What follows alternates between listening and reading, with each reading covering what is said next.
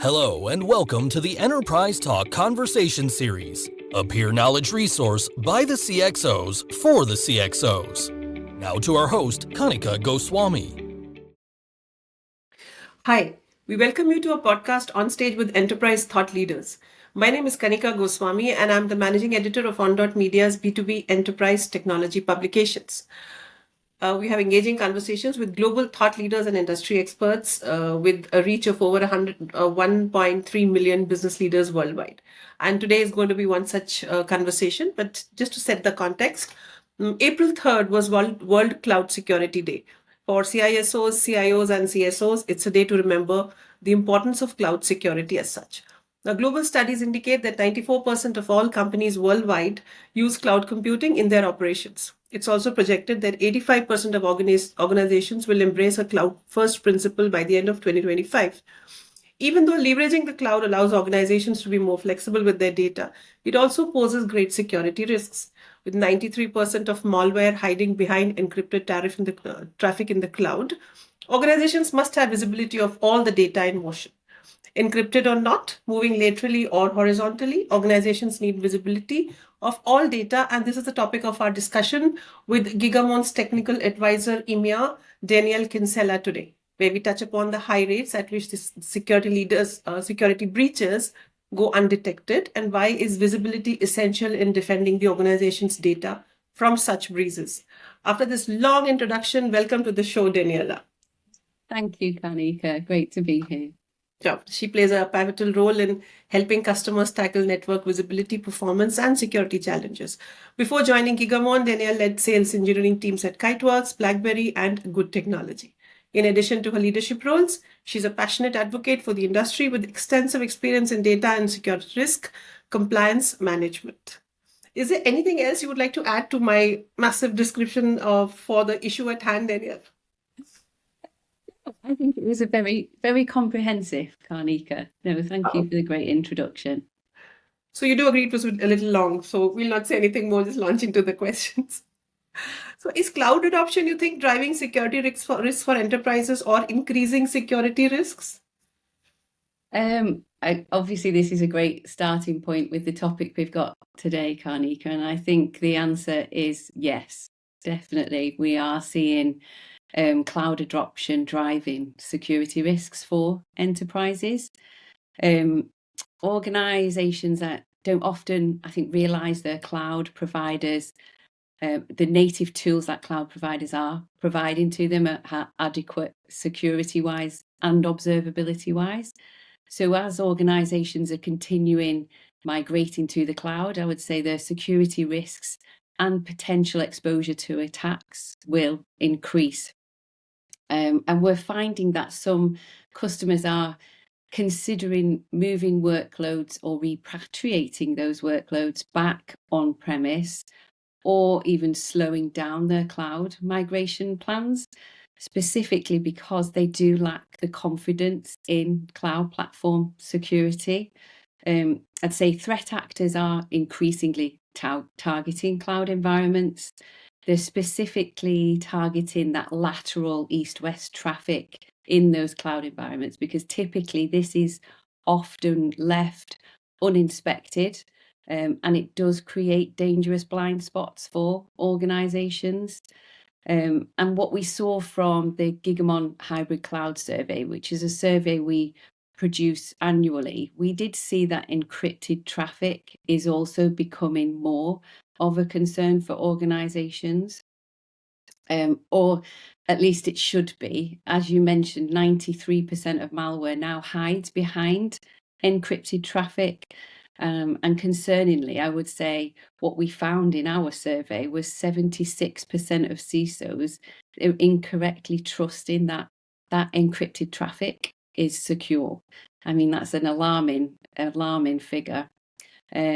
And also the hybrid cloud environment has led to security silos being created, which is making it difficult to establish a consistent and effective security posture for organizations. So I'd say as cloud complexity is increasing and the tool sprawl of the tool stack and the security stack that organizations have, this creates those visibility gaps. And what threat actors will continue to do is find ways to hide and exploit these environments.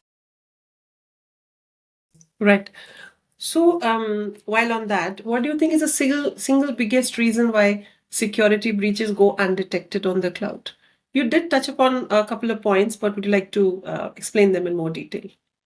Yeah, sure. I think, as you said, we've already touched on a few of those points. I think the single biggest reason is that lateral movement of traffic, that east-west visibility, and also the visibility into encrypted traffic. We see there's an over-reliance on traditional techniques for feeding security tools with information such as like your metrics, your events, your logs and traces. So that classic melt data.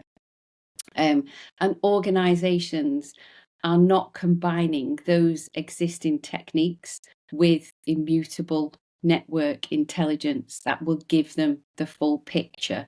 So I'm not saying melt data is not important. Melt data categorically is important, but it's about getting that full picture with combining that melt data with that immutable network intelligence. You could think of it as like watching a film or a TV show without the sound on. You kind of might try and guess, what's happening or what's being said, but how can you really be sure what is happening? How can you figure out the plot without the full picture, without the full sounds and all of the words? So we need to ensure that organizations do get that complete visibility, including the encrypted traffic and that lateral traffic. Yeah, and that was the premise of our whole discussion today: complete visibility into everything. So, what technological advancement, in your opinion, is enabling more sophisticated attacks to take place? Would you say AI is playing an increasing role, well, in both attacks as well as the mitigation strategies? What do you think is actually happening out there? 100% I agree, Karnika. I think generative AI is a major factor in this trend. As we see attacks becoming more successful, the results of those data breaches, so for credential theft, data theft, individual personal identifier information, attackers are gaining access to a higher quality of information. And this is enabling them to launch more targeted and credible future attacks. It's creating a vicious circle. So the more successful attacks occur, the more confidential and private data gets leaked. And this, along with the generative AI, is giving the attackers more ammunition for sophisticated, for example, sophisticated spear phishing or more sophisticated targeted social media attacks, for example. So along with the sophistication and frequency of the attacks is increasing, as you mentioned, through AI, they also want to use generative AI to help improve their defensive posture. But as we've discussed, if you think about the generative AI and when organization wants to build their own AI environments, they often must rely on public cloud infrastructure, since, for example, they might lack the budget for the infrastructure to deploy their own AI environments. And also they're going to potentially lack the resourcing that is necessary for the computing power for generative AI. So this is creating a paradox. So organizations, they need that public cloud to properly implement AI, but the public cloud environments are inherently less secure. So this brings us back to your first question around cloud adoption. As AI is growing, people are more likely to want to put their AI infrastructure in a public cloud environment. And by definition, it is less secure. So if organizations were to look at what Gigamon can give them with that east-west visibility, that encrypted traffic, visibility and the full network telemetry, this will open the doors for them to embrace the generative AI securely. So we'll go to the next question. You just mentioned that Gigamon is trying to create solutions, deliver solutions to the market to fight the threats that AI is posing or Gen AI is posing. Would you like to give us a little more information about that? And what are you supporting CISOs with to keep their data secure on the cloud? What kind of solutions are you giving them? Yeah, so I think it is about the visibility. The one thing in having the visibility is ensuring that that visibility is immutable, that it is Right. true and correct, but also having the confidence that you have that complete visibility and nothing is moving within your environment that you can't see at some point, whether that's on-prem in the public cloud or wherever else an organization's data is traversing. And I think it's also particularly the visibility into the encrypted traffic. So if you are able to get visibility of your encrypted traffic, you can unlock the intelligence from that traffic in the clear, and that helps you see the threats you might not otherwise see. I think additionally, when you can examine all elements of a data packet, obviously we're very focused on the security element in our conversation, but you can transform specific parts of those data packets into metadata. And this not only enhances the security that you're getting, but it also can provide you with valuable insights through data profiling. So showing you what types of data flow through your organization and revealing the business impacts of having such comprehensive visibilities. You don't get the same level of value or business value from a log file or a trace or a metric, because that is either a summary or just basically what the engineer wrote thinking was important for you to know. Whereas with the network visibility, it is giving you everything. You can then selectively decide what you use from it, whether you use all of it, half of it, or some of it. Nothing is missing from that network telemetry. It's like being able to kind of hear every conversation in a room, every word in that room, and then you can focus on like a selected conversation or a selected word to find from all of those conversations. So it's like having everything everywhere all of the time. But what do they need to be ready for to be able to apply Gigamon solutions? Do you think they require a base infrastructure specification or any changes in their security strategy or security policy in addition to just applying the tools that you provide? No, I think from Gigamon's perspective, there is no set prerequisite. We work across the hybrid cloud, so we can give organizations visibility into the hybrid cloud with no additional changes needing to be made, other than obviously the implementation of the Gigamon solution. We can fit into an organization's hybrid cloud deployment today. They don't need to make any specific changes to their environment. We will slot in and take those data packets across the environment. And then, as I've said, we will take those data packets and ensure that the security tooling within their tool stack is receiving the correct data in the correct format that they need it, and removing any duplicates of the data. So they're receiving just the data that they need and not overloaded with all the data from all of the environments across that hybrid cloud. Data duplication deduplication is done from your end.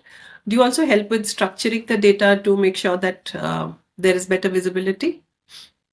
Yes, so we can structure the data. We can clean the data, so you can have deduplication, you can have the header stripping. Quite a number of smart functionality can be applied to that data to make sure it is being received by the tools in the format that they need. And in addition to what we were discussing around the data profiling, we can take those packets and we can turn those packets into metadata, which will inform tools more granularity of information of what is within those data packets traversing the network. That should be good. These are the questions I had for you, unless there's something else you want to share that Gigamon does in this field. Otherwise, I'm done with the questions. Yeah, so I suppose from my point of view, I would say until recently, cybersecurity wasn't necessarily discussed at the board level. I would say CISOs didn't necessarily have a seat at the board, and they often struggled to get funding for security initiatives. I think what we have seen is this has changed dramatically due to the increasing sophistication of the cyber attacks and the devastating impact they've had on many organizations. I mean, we only need to look at the Marks and Spencer's breach that is still ongoing and has been ongoing for a number of weeks now, and it's still impacting their business. So for CISOs, I think they've now got the table at the board, but I think they still need to be mindful that with these newly released budgets that they have, that they don't become over-reliant on the native cloud providers' tools or accept the security assurances at face value. I think they need to carefully evaluate, as we just said, the workloads that they are moving to cloud, and so those that they consider they need to repatriate back on premise, and ensure that they have that comprehensive visibility for that lateral east-west traffic and that encrypted traffic. Yes, that makes a lot of sense. It also answers my last question in addition to what Gigamon does. So I have to really thank you for that addition, and thank you for your time also, Danielle. Thank you so much for being with us. Please do follow us on social media for regular updates and new content.